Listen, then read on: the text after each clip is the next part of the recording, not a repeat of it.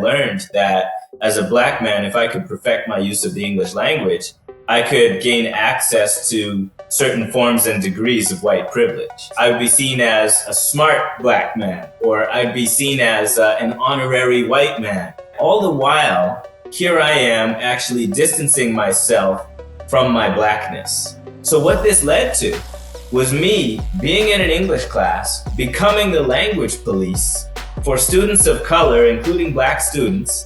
I'm now sort of reproducing the same harm that was done to me. Whoa. Trying to make these kids fall in love with a system that oppresses and terminates one way of expressing their identity. But you can see how easy it is for people of any identity to fall into these traps that brainwash us into participating in our own oppression.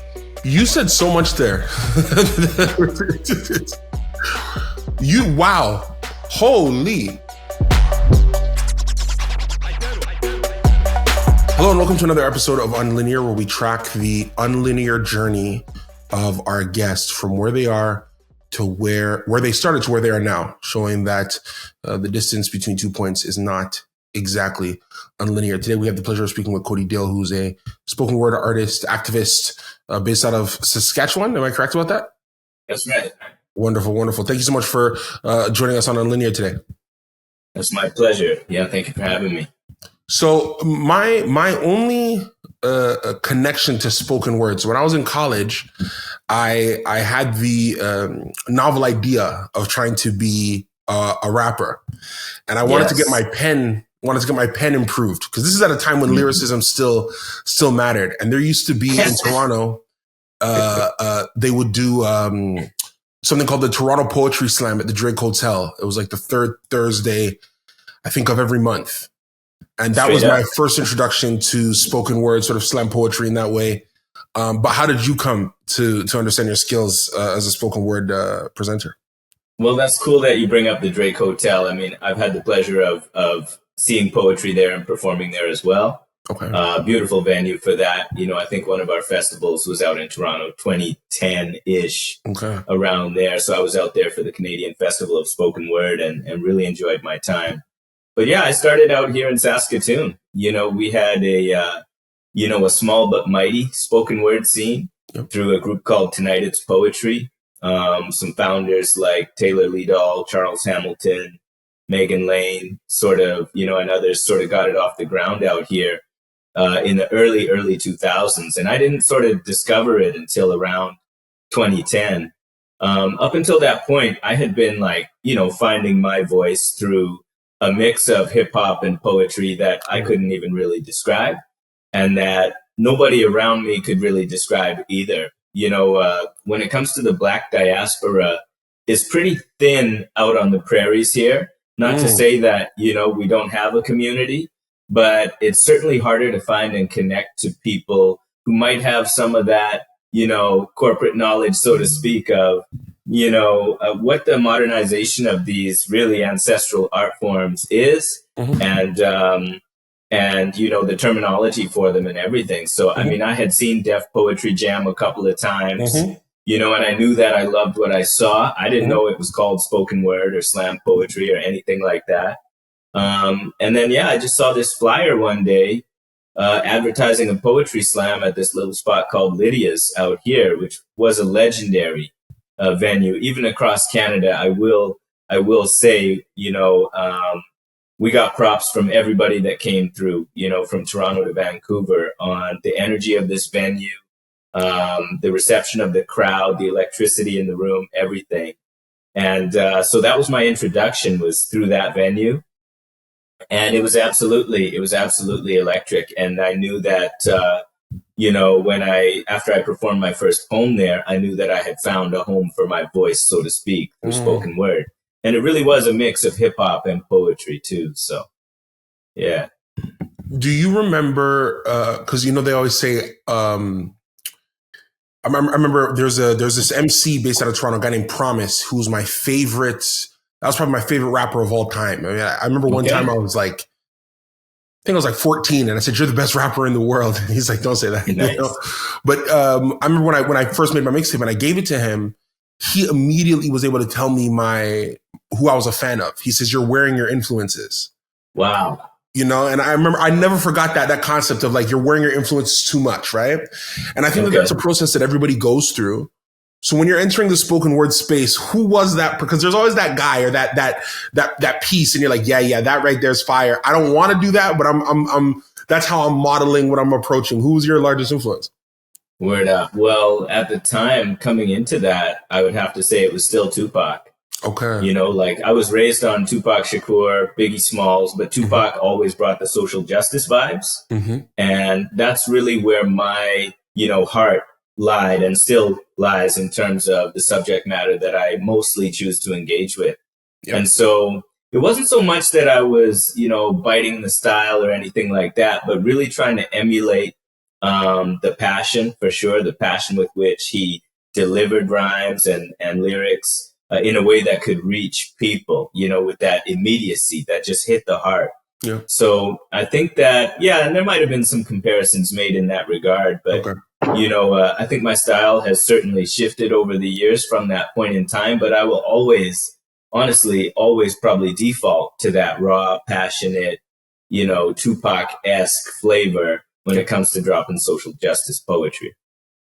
So when you're coming to spoken word as a vehicle for social justice work, I mean, are you political before coming to spoken word as the vehicle of that? Are you not? You know what I mean? Like, was it the spoken word came and then you found a way to express your politics, or you were already political, as they say, and spoken word became a new vehicle for you to use that? Yeah, I mean, it's kind of like a chicken or the egg thing, I guess. I mean, I always had political ideas. Okay. I was always thinking about justice and about Black freedom, especially, and ways to improve the experiences of life for people of all, marginalized identities. Yeah. But yeah, I guess you could say that I might have found it hard to express those ideas in a way that felt good before poetry. And so coming into spoken word, it was just kind of like I said, like, not only was it a home for my voice in terms of the way that I chose to express myself, but it was a home for those ideas, because my other, hat that I wear is I'm an educator as well. I teach in high schools. Okay. And high schools have not historically been a place for political ideas. And there are still these ongoing sort of expectations around teacher neutrality and stuff like that. So it can be hard to even lead a discussion within the classroom that might be, hinging on political, although I still try, and try and make that happen as best I can. But in spoken word, that was the one place, especially in the early days, because I will say the scene has changed and is going through its own evolution. Okay. But in the early days, you could say whatever was on your mind. As raw as it was, as unfiltered as it was. And at that point in our history, I feel like that was important. Okay. There's been some changes since then where we're realizing now it's also important to check yourself from time to time when you're on the microphone. Yeah. But in terms of just allowing people to vent and, really release their frustrations in the most raw and organic way, spoken word was it. So yeah, that to me opened up a world of, I guess an avenue where I could express the political ideas I already had. So when you come to spoken word, how old are you at the time?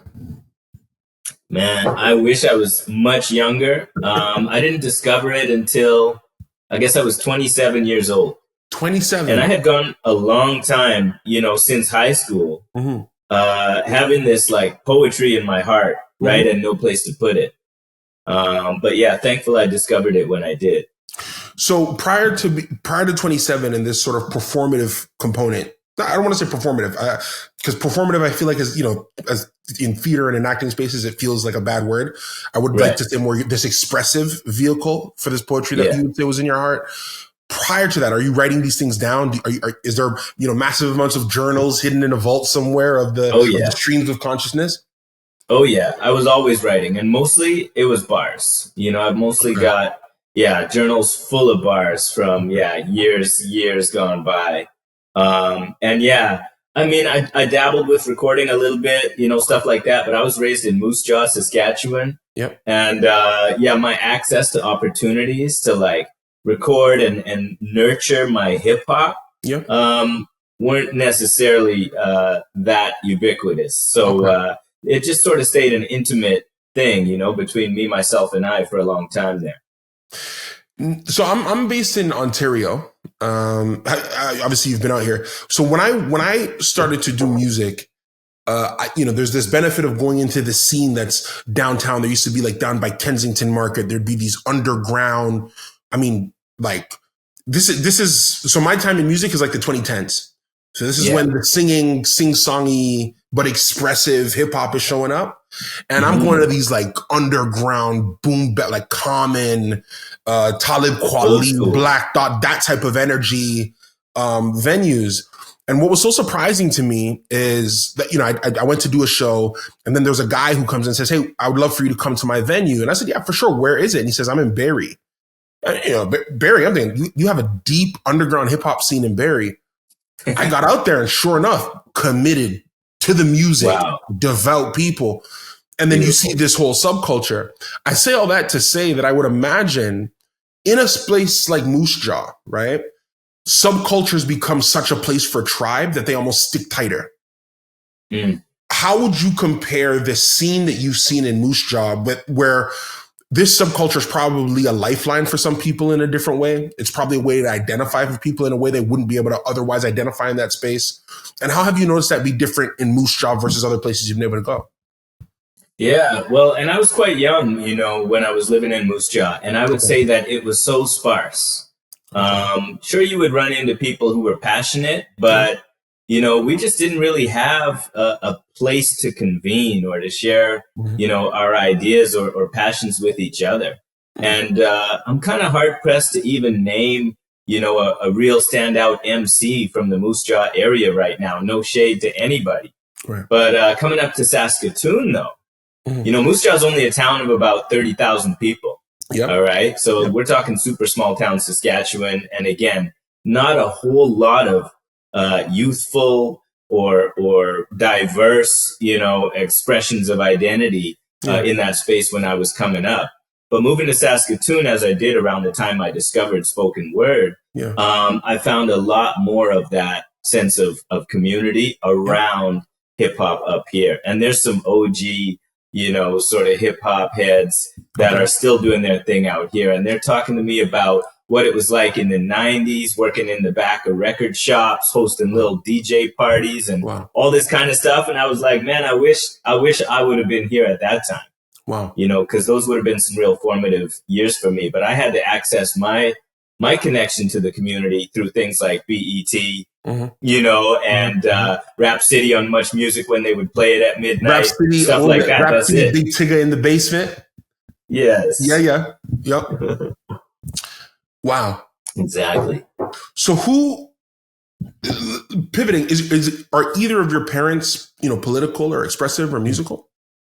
Yeah, not really. I mean, it's so interesting in that respect. So I'm biracial. My dad's white Canadian. Okay. My mom is Black. She's from the Bahamas, and that's where I was born as well. Okay. I would say that music and expressiveness are ingrained into the Bahamian culture. Okay. And so there was definitely that influence over the years. However, I was raised here in Canada, sort of separated from that side of my family and those roots in a real palpable way. My dad is more of like a math genius type mastermind, a physics instructor and all this stuff, and kind of on the quieter side.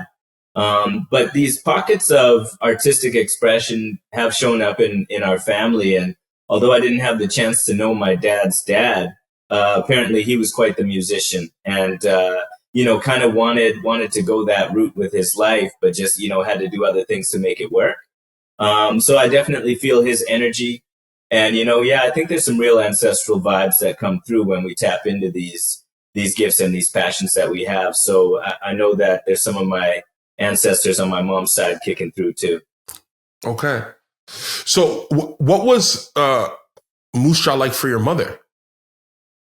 Yeah. You know what? My mom is such a powerfully optimistic human being that I almost wish sometimes that I had her sense of viewing the world.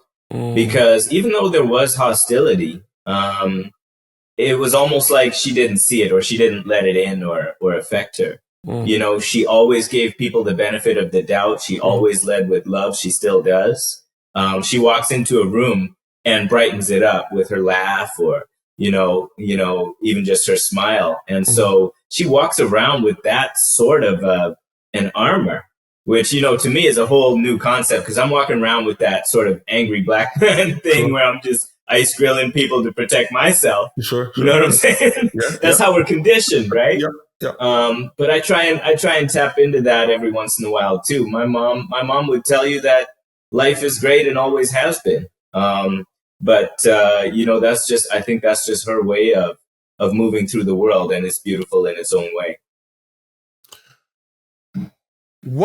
Has there ever been anything that happened in the world that you were scared or hesitant to comment on? I mean, you talk about the shift that's happened in the space, notwithstanding and leading up to that. Has there ever been anything you didn't want to touch on, or you were afraid to touch on, or felt like your voice, the community wouldn't accept you touching on it? In my poetry? Mm-hmm. Yeah, well, it's really interesting. I feel like I've been made to feel more that way over the last few years than when I began. And again, this is where it goes back to balance, I guess. There were times where I was very active in engaging in commentary around Indigenous issues within Canada. Okay. I'm not indigenous to this part of the world, but certainly I feel that sense of solidarity and try and practice allyship as best as I can with the Indigenous community here. There were times where I've been challenged on my, I guess, suitability to comment on those issues. Okay. And I have checked myself. I will say it's been real interesting, because most of the time those concerns are coming from white people and not from Indigenous people. I have had some really good conversations with Indigenous people about how to best articulate my ideas and position myself and make sure that I'm clear about positioning myself in relationship to those issues. Yeah. But it's only ever been white people who've told me you shouldn't be talking about those things.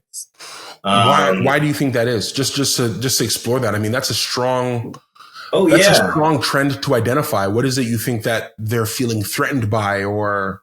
Well, I'm not even sure it was a sense of feeling threatened, but I do think that if you look, even on the whole, in terms of the political landscape in North America, say, and we're moving out of it now, but over the last 10 years or so, like, there was this, almost became this mob mentality around being a social justice warrior. And people with, honestly, little education about anti-oppression and, these social issues took it upon themselves to participate and defend groupthink in a way that was really, I think, nearsighted and a little bit, I guess, just they weren't taking into consideration some of the other, possible intersections of identity and complexities and negotiations of power that need to be considered when we're talking about any particular situation. Even just, take the idea of appropriation, for example, which I think would have been the buzzword that was sort of wielded against a lot of poets who were speaking on issues outside of their own identities.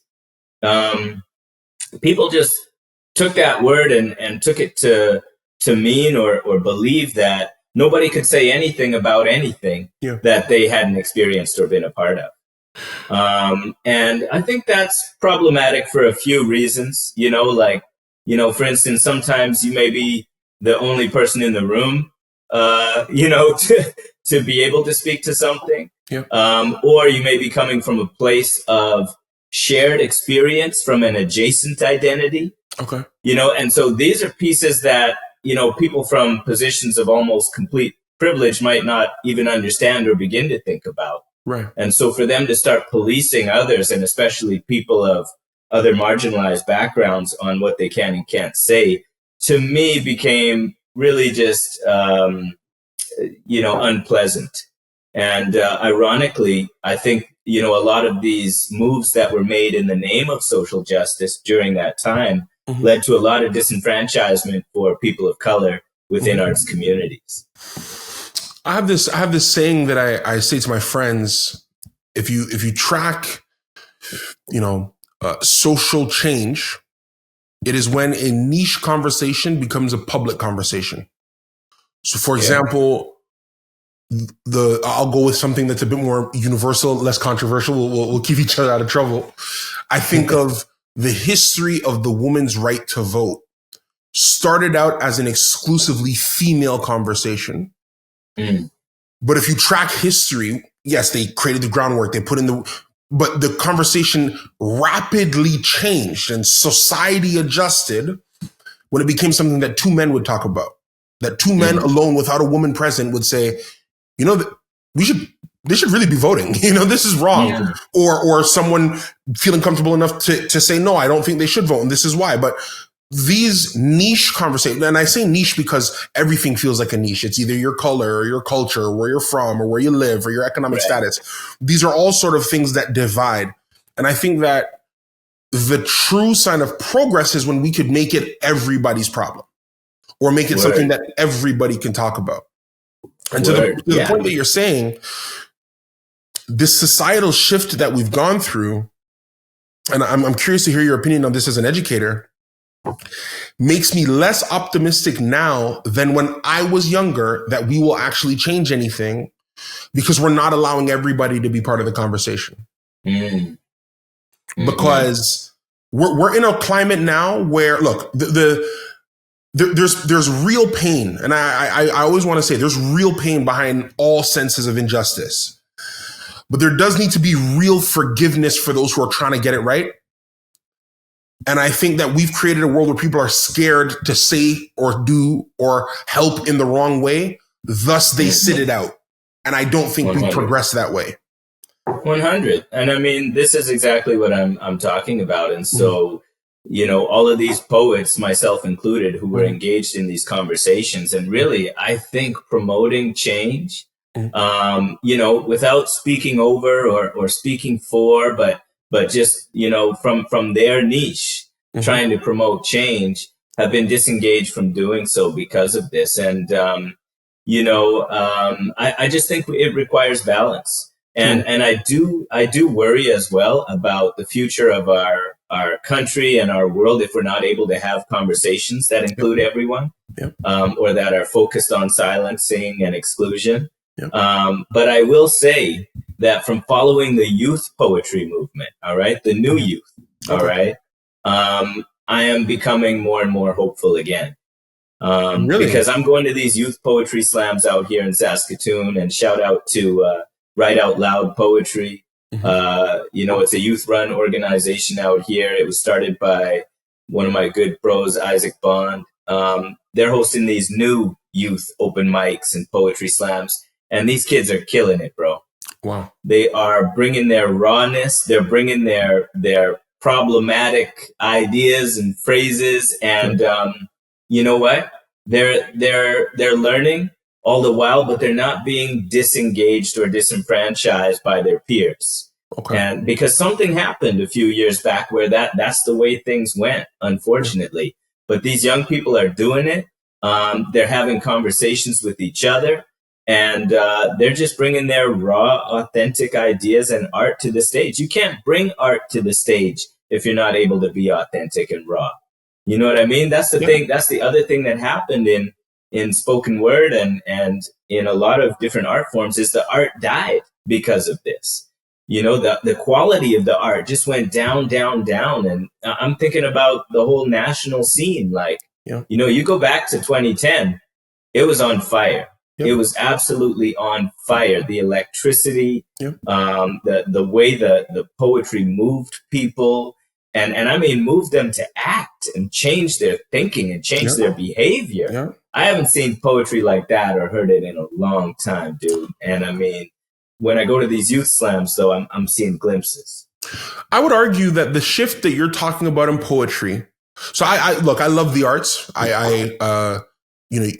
I dabble in all forms, right? But I think holistically, I think we took away art's ability to be dangerous. Yes. I think even, and again, this is where people are uncomfortable. If I am a defender of free speech, then I have to defend your right to say something that's going to bother me. Mm. And then I have to equip myself to have a reply. I don't believe in silencing. Mm-hmm. Now, I try and be, I'm a capitalist. I'm a numbers guy. So I know that if I do it one place, I got to do it everywhere. I don't believe in silencing across the board. I don't think there's any opinion that could not be spoken in a public square, because if it's just, similar to, you look at our Twitter or Instagram, this is essentially the public square, but of the modern age. And historically, there would always be one or two people in the corner screaming an idea that maybe doesn't work for the rest of us. And then that's it. It's just those two people, but they have a right to go scream that. And then somebody else comes and screams a different idea. And if that resonates with people, then that group gets larger. And then you see that that's the conversation that manages the square. But I think that we've created an environment, especially with these algorithms, Instagram only kicks me what reinforces my existing worldview. Yeah. TikTok only kicks me. Facebook only kicks. So living in that space, and so much of how people are socializing now is through the sameness of things. I push back to say, yes, the scene is changing. People are having conversations, but is there going to be enough done from a societal perspective for people to lean into the necessary challenge of their worldview to have our world be a place that better fits everybody? Yeah. Yeah, I mean, it's a great question. And I think this is going to be a two-stage process, right? First, we have to get better at having our conversations on our own side of the aisle, so to speak, right? Because right now, you talk to whether somebody's left, right, whatever, there's a lot of infighting going on. And that's the number one thing that we need to overcome before we can start to reach across the aisle and have those big conversations in a way that's healthy and productive. Because we're just out of practice, and we are, I guess, in a way, we've become sensitized, right? Not desensitized, but sensitized to hearing ideas outside of our own, frame of reference and opinions and everything like that, to the point where, some people just can't hear those ideas. And of course, the algorithms are a huge part of what's to blame for all of this. But I think, we need to hear more and more of these hard ideas and these opposing viewpoints in order to further desensitize ourselves, so that we can get through a conversation or a dialogue without getting offended, without removing ourselves from the conversation or causing others to remove themselves, or silencing and thus purposely removing others from the conversation, so that we can be productive, right? Because, I mean, at the end of the day, this is still, whatever locale you're in, it's about to be a village, and you have to get along with the people in your village if your village is going to be successful. And I mean, that goes for the globe too. So I just think it's, we need a lot more practice with adversity and conflict. Without identifying the other, we'll try not to otherize anybody. And I try and think about the conversations that are happening today that I would love to be part of, because it's perhaps a position or an opinion that I don't initially understand. For me, it would be, there's this global shift towards a concern for immigration across the board. If you go to Europe, there's a party that's mad about immigration. You go to the EU, French President Macron, he literally lost the election because there's a problem with immigration. You go to the United States, there's a concern about immigration. You come here in Canada, there's a concern about immigration. And then they, good politicians take this core issue and they bleed it into other things. And they'll say, hey, because people have a hard time, espousing a problem that's not directly in front of their face. So they'll say, look, immigration this, housing price this, that's how they link. What are you pro and against? And we're polarizing incredibly complex realities. And I wish that we could up the quality of our conversation about immigration globally. That's what I would say. If there's a global conversation that you feel we're not giving good, deep analysis to as a society, which one would it be? Oh my gosh. Yeah. I mean, that's a big question. Yeah. When it comes to like people who should be involved in the conversation, but are having trouble with being involved or gaining access to getting involved right now, I think a lot about feminism and, it's such an important movement. A very complex movement, of course, right? It needs to be intersectional and everything like that. And I think that there are a lot of men, myself included, who would love to be able to contribute more, not necessarily to the conversations that happen between and among, feminist leaders who are women, but among, men and boys, and making each other better and holding each other to account. Yeah. So, and I think a lot too about even conversations around things like, sexual assault, consent, general, sexual health education for young men.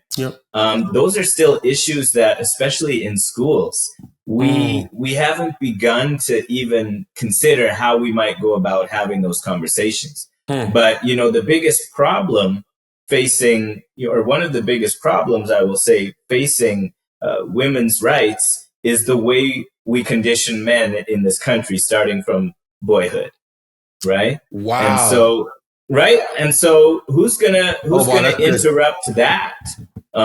So we really need these role models, right? We need male role models to speak to boys about how to check themselves and how to act right and how to respect people who aren't the same gender as them. I'm gonna throw something out to you. I remember I read it. It shocked me. I grew up. I grew up in church. I was an incredibly sheltered church young man. I still hold my faith, but I'd like to say that I don't want to say I modernized it, but I hold my theology with an open hand. I was able to come out of the structure of the pews and apply my faith to a very real world with people I was seeing. Sexuality and the sexualization of bodies was such a huge thing, right? I remember, I was 13 in a sermon about masturbation, 13, talking about lust and your eyes and how damaging it is to start out sexualizing the female body. You won't stop. I never forgot that. You will not stop.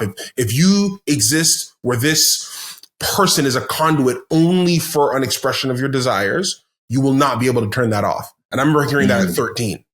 So then, you're 13, you're 14, and your hormones are driving. You get to college. I played football, but I remember this. There was this. I don't want to say healthy caution. It was literal fear that if I get to a point where I don't know how to humanize the women around me, I will victimize them. So there was this statistic I read, and it said the most sexually active individuals on a college campus across the gender are Black men and white women. And it was interesting for me because hearing you talk about how we socialize these characters and, what these individuals are usually like when they get to these institutions of higher learning and what our society would need to do and adjust and change. Speaking specifically about men, and I say the Black man part because we both identify, and I'm sure we have those friend groups. What is it missing in the conversations? Like I'm 33. I hand to God, there are men that talk about women and we're in our 30s and it still bothers me how they talk about it. But I don't know what's missing from our conversation to evolve that. What would you say it might be? Well, I really do think that there's value in taking it back to the humanist perspective. Yes. Of just understanding that, when you do objectify, you are dehumanizing. And that not only hurts women, but hurts you too, because it's a stain on your own humanity to do that. I think that the conversations around consent and pornography need to start very, very early. Because, and when I mention pornography, I'm talking even about the ways in which we see, hints of it in popular media as well. And, hip hop is a prime example. Think about the commercial hip hop videos that we were raised on and the portrayals of women in those videos. It was arguably very pornographic.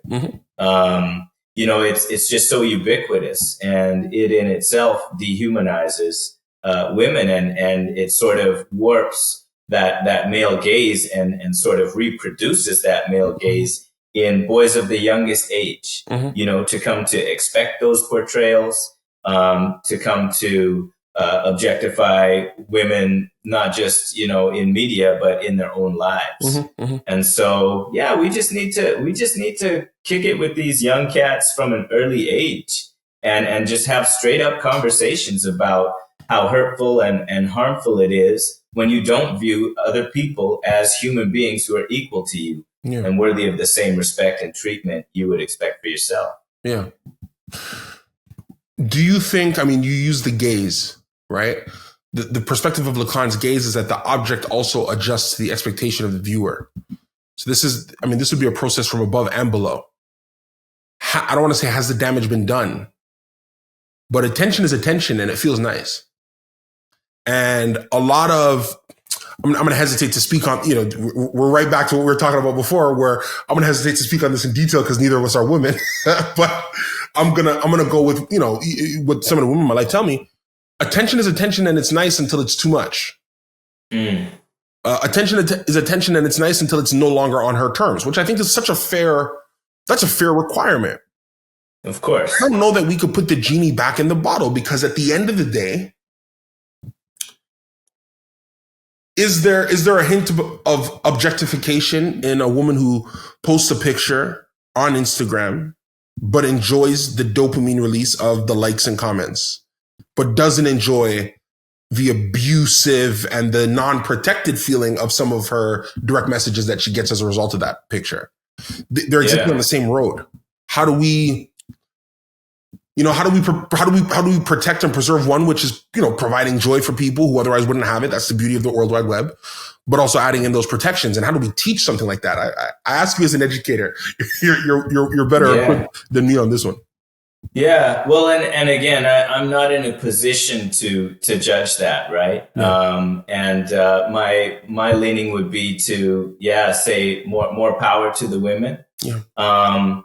What I would, point out, I guess, is just that we live in a system, and everyone, when it comes to these systems of power and domination, you have people who are oppressed by those systems. And if I take it from like a racial perspective, Black people have been oppressed, across the world for centuries. Some of us participate in our own oppression. Yes. Through the ways in which we live up to or live down to the social expectations that are placed upon us. Correct. And we therefore reproduce, the systems that continue to harm us. And some of those might feel good. And, just to shift, like one of the things I wrote about in my book, Stay Up, was how I became obsessed with the English language and perfecting my command of the English language. Right. So, and a part of the reason I did that, I think subconsciously, was because I learned that as a Black man, if I could perfect my use of the English language, I could gain access to certain forms and degrees of white privilege. I would be seen as a smart Black man, or I'd be seen as an honorary white man instead of a Black man if I could impress people with my intelligence through how I use the language. All right. So I took this to the extreme, right? I started just studying hard, trying to ace all my English tests, everything like that. I became an English major, became an English teacher. All right. All the while, here I am actually distancing myself from my Blackness, you see? Because honestly, when it comes down to it, I'm more comfortable, code switching into something much more familiar. And more soul filled. than this sort of perfect use of the Queen's English.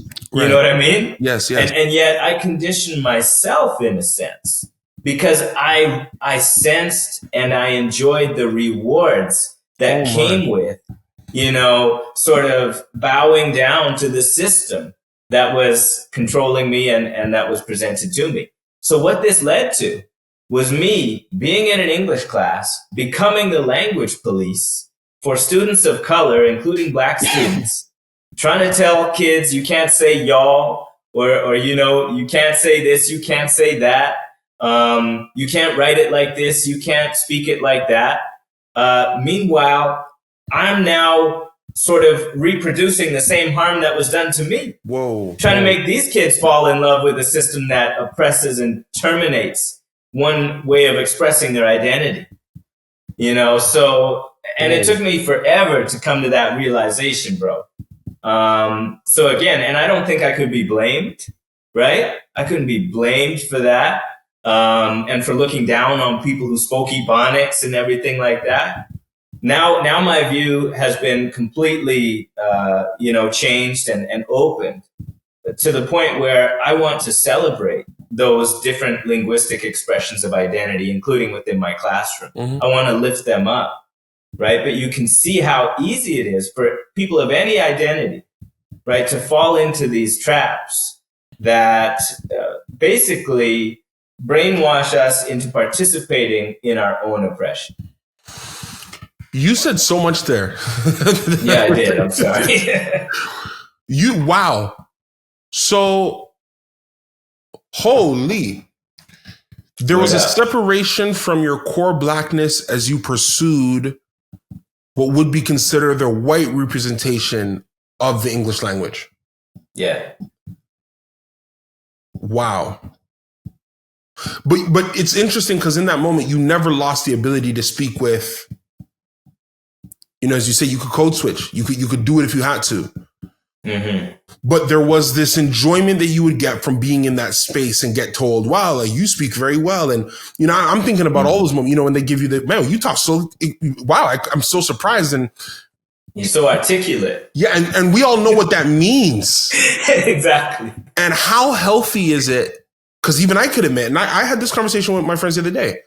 I don't know how healthy it is that I know for the better part of 10 years, if not more, I liked when they said that. Exactly. Wow. Because that does reflect who you can connect to and who you can't. That does reflect what grouping you find yourself in and what grouping you don't. Yes, bro. And privilege feels good and success feels good. And we know it's tied to money. That networking, you got to get in with the rich white kids if you want to be successful. Right. So it's like, I'm trying to be seen like one of them, not one of me.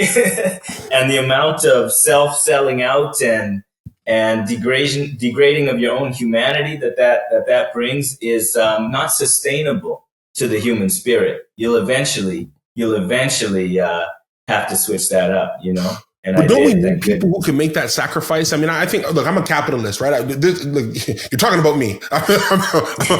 I'm receiving all this very heavily. Word. And I think one thing that I thought when I looked at things, this is my personal opinion. I don't know where you're going to fall on this. I'll say it, and the discussion will go. They will not let what we want to have happen purely from revolution. We do need a couple undercovers inside. Mm-hmm.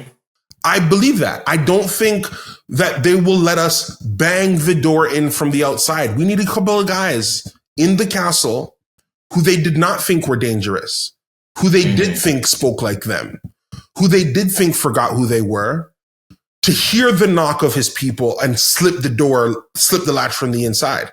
I'm not saying there's not a cost, but I think it's necessary for the type of change we're talking about. I can't think of a social change that didn't require that. Mm-hmm. So then what would the answer be? Because we do need the guys who love the Queen's English and get in there with the elites and fight as hard as they possibly can to get to be one of the 1%. So that when the version of the 99% that looks like him tries to get in, he could say, no, let those people in. They're okay. I understand what they're saying. It's fine.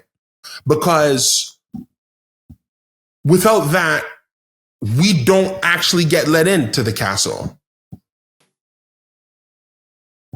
I'm not sure what the question is there. I guess that's just I know how emotionally debilitating it is, but I wonder if we are past the point of being able to change it because of how necessary it is. Mm-hmm. Like you need to. I just think. Go ahead, please. Sorry. Yeah, go ahead. I just think I can't be mad at anybody who's working for change wherever they're working. You know, and you reminded me of this line that I have in an old mixtape I did. Is you a blocker or is you a shooter? Is you a Malcolm X or is you a Martin Luther? Sometimes we need both. It's a full strategy. I got my game up. Ain't nobody bad as me. You know, so it's like we do because Martin needed Malcolm in order to get his things done because white people were all scared of Malcolm. So they could deal with Martin because it's like, yo, Martin, I'm gonna go with you, man, because if we don't go with you, we got to deal with this guy. And I think, Malcolm was able to get some things done because of how soft and appealing Martin was taken up, by white people as well. And so this idea of balance is key.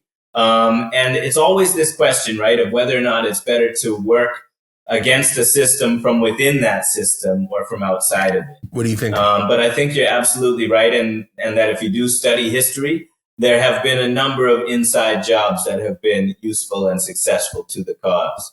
So, I just think, you got to go with whatever works for you and whatever you're able to have efficacy with the gifts that you've been given, And when I think about myself now, so I spent all this time, money, energy perfecting my English. Okay. Yeah. Well, I'm going to use it for good now. Right? Like I'm not going to use it for, solely for self-gain or for, oppressing others anymore. I'm going to use it for good. So I'm going to write these books when I can. I'm going to speak these speeches and address educators and use that gift of gab in a way that actually undoes some of the processes that led to my conditioning in the first place. Right? So it's kind of ironic in that way, but we've got to use those tools in whatever way we can to make those changes. With what you've seen, do you think in your lifetime we'll hit a point of a post-racial society where? Oh my goodness, no, no. Oh my goodness. I mean, right now, I feel like we're going backwards a little bit, honestly, just following the conversation, especially in the United States, with the political campaigning that's happening. But I do think that the amount of conversation and dialogue that's growing is going to be important. If it's not healthy yet, it's at least important. And it will hopefully help us get to a place of more healthy dialogue because at least the cards are on the table, right? Malcolm X said the same thing about how he would rather hear it from somebody's mouth, that they're racist than deal with somebody who has those ideas but keeps them to themselves. And I do agree with that. I think he was very wise beyond his years. 100%. We need to know, right? We need to know what we're up against. James Baldwin said nothing can be changed until it is faced. Same thing, so put the cards on the table. It's going to be messy. Nobody said it's going to be fun, right? But we're trying to be a village, right? So let's get those concerns, those grievances out, and let's be a village. Election time is always such an interesting conduit for these ideas. And, I love the headlines because, you'll see something like the barbershop summit. Actors go to try and get black men to vote for Kamala Harris. And I'm looking at this headline being not triggering, but incredibly reductive. Then you see another headline the other week where they are talking about cryptocurrency. They're decriminalizing, I think, marijuana, and they're giving out 1 million small business loans. Okay. These are American policies for everybody. Everybody now could benefit from the shift in cryptocurrency. Everybody would be able to benefit from the decriminalization of marijuana. Everybody would be able, from an economic perspective, would be able to apply for those 1 million business loans. And every single headline says that Kamala Harris only added that to her platform for black men. Point blank period. They did not acknowledge what she said, which is these are general policies that everybody can do, but based off of our country and who we know fits into certain demographics, this is probably going to help a lot of black men.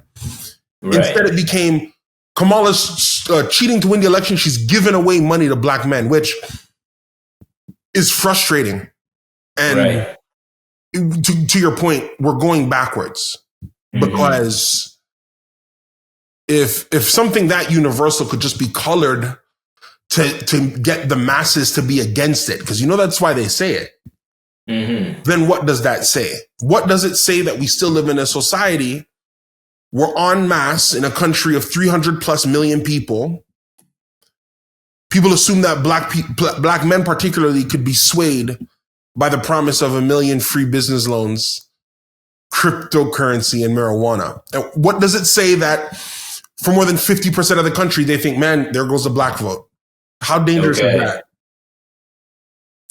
Word. I mean, yeah, it's an interesting conversation to follow. I think that, on the one hand, there's a benefit to naming race and identifying, programs that would support, people who are marginalized. But when that gets spun to demonize and divide, that's where the problem comes in. And it all goes to a lack of education around these issues.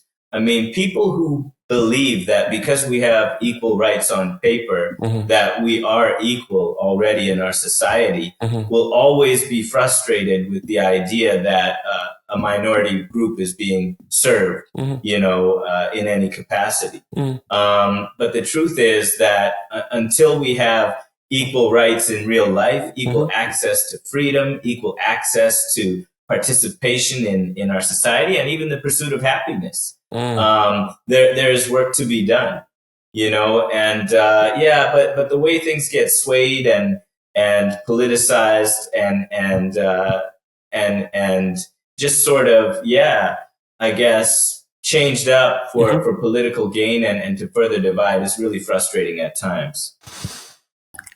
Okay, so we don't think, I agree. I don't think we'll get to post-racial. Yeah. Do you think we'll get to a point where, I'll say specifically North America, because that's where we do our work. Will we get to a point where North America is ready to acknowledge the subtle and permeating black anger that exists? Because a lot of times when I hear criticism, whether it be the left or the right, I'm not demonizing anybody, but a huge part of the ignorance is people don't quite understand why black people are so angry, or what events led to the subtle, I would say almost societal frustration. Because I tell my friends all the time, I do agree, racism in terms of how it was taught it's hard to, I agree, we can have a by the book argument and say that racism doesn't have a foothold, because the truth is, for the most part, I really can do anything I want to do. Do I need to gut up? Do I need to have a certain level of endurance? Sure. But, prejudice and racism are not the same thing. At least this is where I fall. But I think it's okay to be angry that you're facing more prejudice than the other person. And instead what I hear is, why are you guys complaining about racism? There isn't any. Yeah. And it goes all the way back to what we were saying at the beginning, where a niche conversation becoming a public conversation is probably the vehicle to change. So I put it to you, who's seeing the youth movement, who's spending time with young people, who you yourself is writing books and committing this to the zeitgeist. Will we get to a point where the societal, subtle black anger is ever addressed and talked about in a public way? Well, again, I'm not sure that'll come in my lifetime, because, we saw something after the murder of George Floyd, right? We saw something promising, I feel like, where it was like, I had people reaching out to me just to see if I was okay. It's like, that never happens, It's like, I noticed you were black. Are you okay? And actually it felt good. It felt nice for a minute. But, and, you had all these businesses enacting policies. We had this explosion of DEI, coming into organizations and universities and everything like that. That was all like during COVID kind of thing. And now what are we seeing? We're seeing the removal of DEI policies. We're seeing the banning of books by diverse authors. We're seeing complete inattention and negligence and quote unquote neutrality on the part of so many of these organizations who came out with these statements that were performative, to circle back to the term, at the time, because there was no true investment, right? There was no true investment in understanding the root of the problems. And I think that, when you talked about racism as it was taught, that's the key. Because when I learned about racism in high school, all I really learned about was prejudice, skin color prejudice. And when we're talking about racism, we're talking about everything from the intersections of poverty and class, with race and gender and sexuality and all of these pieces. And we're talking about huge social trends and social designs that disproportionately disadvantage whole entire groups of millions and millions of people, right? To which there are these exceptions of people who experience, certain levels of privilege. If you break into the middle class as a black man, especially with, great English proficiency, you might be able to say you could probably do anything. That's right. Right? Yeah, I could probably do anything. Yeah. But can all black people say the same thing, right? When we break it down to the individual level, there's lots that can happen with exceptionalities. But on the whole, right, what the national and global conversation is missing is this examination of these huge, overarching and underlying social forces that just disproportionately undercut and disadvantaged groups, right? So I'm not talking about, my one black friend who never got called the N-word and seems to be doing fine, right? I'm talking about the millions from, New Orleans to the Bahamas to, we think about indigenous populations here in Canada living in poverty that is truly enforced. It's enforced. And just because one person got out of it because they learned the Queen's English and, studied hard and got a scholarship, that don't mean it's going to change the world. The world has a long ways to go. And until we understand and see those social forces for what they are and how they're designed to reproduce themselves, we're not going to go post-racial or start to understand what is at the heart of black anger, frustration, and yearning for humanity. You probably read it already. Have you read Caste by Isabel Wilkerson? No, I have not. I recommend it. I still recommend it. It is obviously strongly American leaning, but what it breaks down is how race as a modern social topic was created in the foundation of the United States. And that prior to that, there was a caste system that was more tribal and regional and cultural, but for the benefit of creating a workforce and creating wage gaps. It's an incredible. I read the thing. It's a thick book, but I finished it in like a week, and I had to give it to my mother and father. So you guys got to read this thing. This is incredible, and it really breaks down race in terms of you're black, I'm white, but you're not. But they made it up, which is why it so falls apart. Because I'm black, you're white, but he's Indian, and they're Sri Lankan, and they're Asian, so they're not white. But like you begin to realize, there's no way this was rooted in anything scientific because it falls apart if you ask enough questions about it. Exactly. So I just in terms of what you're saying, I'll recommend that Caste. Yeah, and then a second question or a point, because I want to go back to something you said, because this is the conversation we're having right now is really the crux of where our young people and forget young people, where all of us have to really decide where do we want this fight to be. Like you said, if you master the Queen's English, luck out and get into the middle class somehow,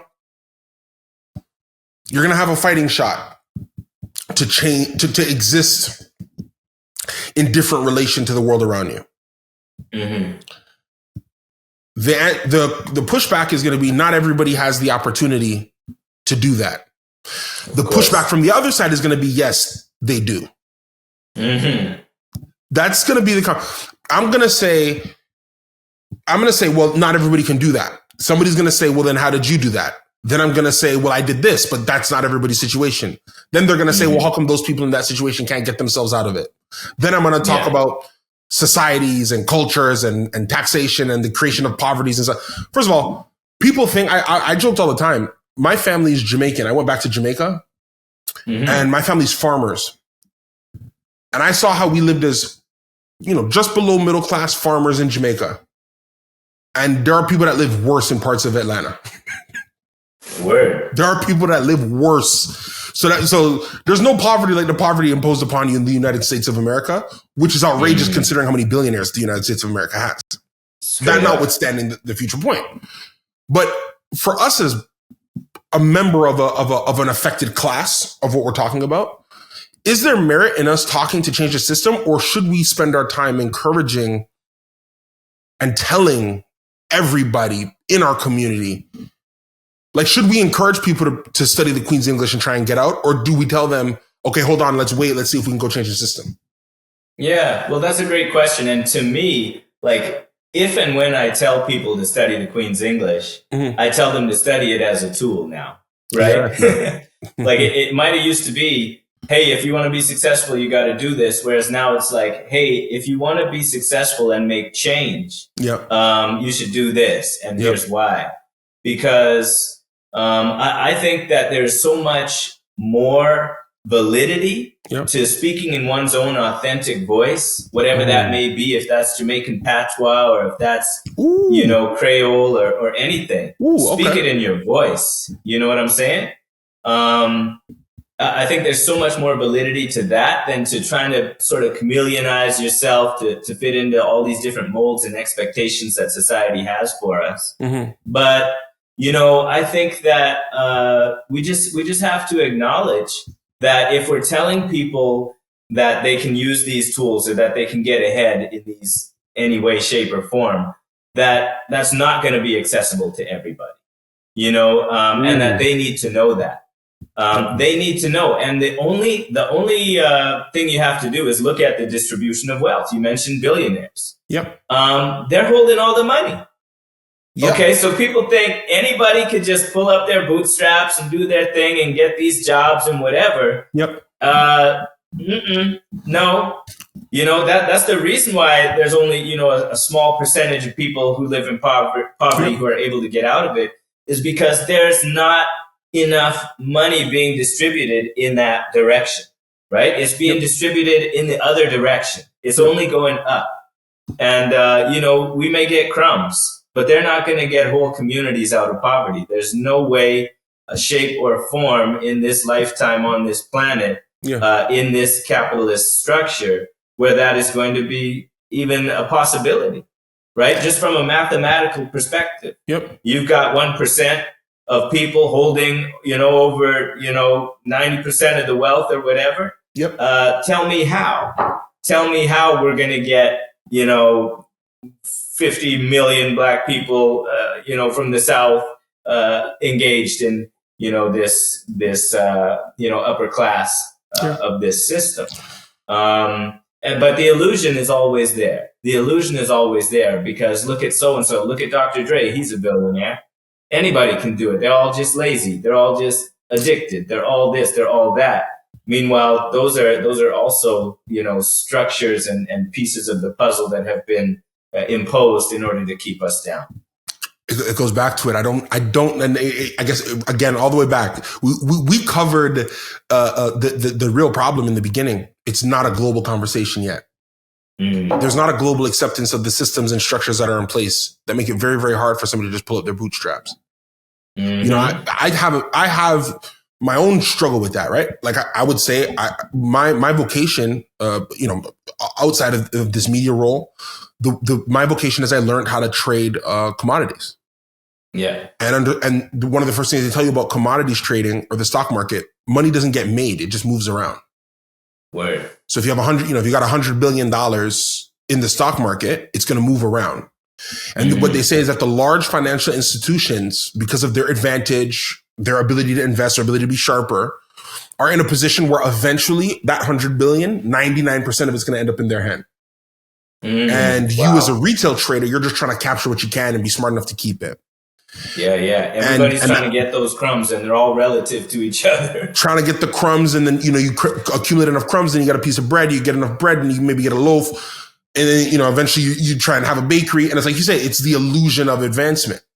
I tell my parents all the time, the amount of money I've made doing what I'm doing is more than I wanted to make when I started doing it. But then there's the elixir of capitalism that makes you say, well, if I'm here now, why not have a go? But I always have this conversation with our head of communications, and we always talk about Elon Musk. And his statement to me is he thinks it is humanly immoral for any one person to be that wealthy. Because from his understanding of the world, he says there's no way to do that without cheating people. Because, we say that the mob rules Caesar. So the mob elects an individual. They buy enough of your products. You've made it that way. He says to amass 200 billion worth of we bought your products, you stole from somebody. You lied to somebody. You cheated somebody. You robbed somebody. But because you did so in the service of getting to $200+ billion, we say it's okay. Yeah. And that's an interesting thing to think about. That there is enough money in the world to handle the world's money problem. No doubt. There's enough money in the world to handle the world's money problem, but nobody will pay that ticket price if they can't see the advantage for them. It goes back to the creation of the public school system, right? When they went to the Vanderbilts and Rothschilds and said, hey, we really want to have a public school system, they had to tell those guys that we would also create people who could work for you. We'll ring a bell, we'll ding a bell, they'll be good assembly line workers. Straight up. In that regard, people then get upset about the public school system. But for me, I see its merit that there was a great place to be able to go read and write for free. But I also acknowledge that the guy and the people who invested in this expected me to show up on their assembly line. And I fought that trend. When you went through the halls of being an educator, they didn't expect you to come back as an educator. You know what I mean? When they ran you through high school, they didn't expect you to come back and teach it now. So you yourself are a sign that these systems can break. And I guess the hard part becomes it will take the system itself having a fundamentally different set of rules and circumstances to create an avenue where more people can reap the benefit of that. Because it's like you say, if you have to assimilate to get over, have you really got over? Exactly, bro. That's what it boils down to at the end of the day. If I have to change who I am, how I dress, how I speak, even the ideas that I bring to the table to be accepted, I don't want to be accepted. Wow. What a thought. Took me a long time to realize that, but it's the truth. I'd rather be me all day, bro. So as we get ready to close, I mean, like I told you, we've covered so much here. I'm sitting with more than half of it. What are the final thoughts that you'd want to give our audience? You know what it is? Honestly, it really is do you. Like when I talk to young people, that's my message is be you. Dress how you want to dress, talk how you want to talk, but most importantly, think how you want to think. And share that. Start those conversations, have those conversations. Don't be offended by those conversations. Sit in them. Be uncomfortable, right? Be challenged. Be pushed to change. Be pushed to defend your own ideas because it will make you better at believing them wholeheartedly. Just develop a resilience for difficulty. Our ancestors have developed that resilience. They were forced to. I think we can handle some tough conversations these days, and that's the least we could do to honor them. I like that. I think that's a good final word to end on. Our ancestors done so much, the least we could do is handle a tough conversation. No doubt, bro. Mr. Khodi Dill, thank you so much for being a part of Unlinear. Again, this was Unlinear, where we tracked the unlinear journey of our guest and host. Today we had the great poet, activist, artist, educator, author, Khodi Dill. We thank you. I will see you next time for another conversation. Take it easy. Peace. Thank you for listening to another episode of Unlinear. You can find more of Khodi Dill's work on Instagram at Khodi Dill or at thegreyGriot.com. That's TheGreygriot.com. You can also read his latest book, Stay Up, at the link in the show notes. Unlinear is produced by Spoke Network.